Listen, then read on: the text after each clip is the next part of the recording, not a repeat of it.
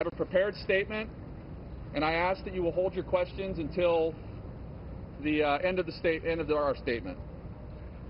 My last name is spelled B-O-Y-D.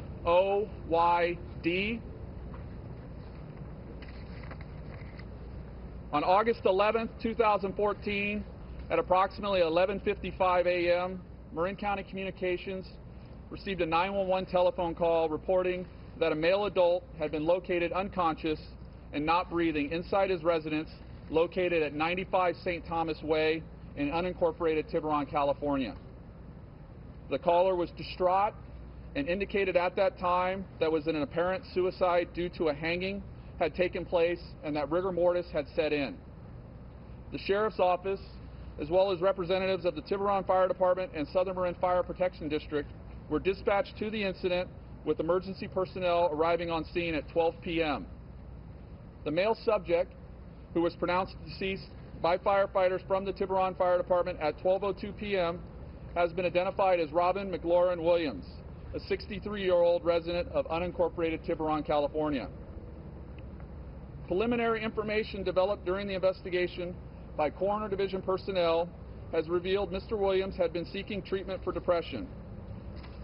Mr. Williams was last seen alive by his wife at approximately 10:30 p.m. on August 10th, 2014, when she retired for the evening in a room in the home. It is unknown at this time when Mr. Williams retired for the evening in a bedroom in his home. At approximately 10:30 a.m. on August 11, 2014, Mr. Williams' wife left the home, believing Mr. Williams to still be asleep. Mr. Williams' personal assistant became concerned at approximately 11:45 a.m. when he failed to respond to knocks on his bedroom door. At that time, the personal assistant was able to gain access to Mr. Williams' bedroom and entered the bedroom to find Mr. Williams clothed in a seated position, unresponsive, with a belt secured around his neck, with the other end of the belt wedged between the closed closet door and the door frame. His right shoulder area was touching the door, with his body perpendicular to the door and slightly suspended. Mr. Williams, at that time, was cool to the touch, with rigor mortis present in his body and livor mortis positioned appropriately for the position he was located in. The inside of Mr. Williams' left wrist had several acute superficial transverse cuts. A pocket knife with a closed blade was located in close proximity to Mr. Williams. The pocket knife was examined and a dry red material was located on the blade of the knife, which appeared consistent to dried blood.